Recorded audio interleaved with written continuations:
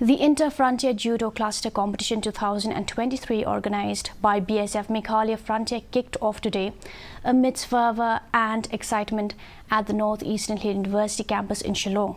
The 5-day event, scheduled from August 21st to August 25th, 2023, attracted participation from 11 BSF Frontiers. Each vie for glory in this competition that showcases their prowess, skills and camaraderie. The opening ceremony saw the participation of Meghalaya DGP Dr.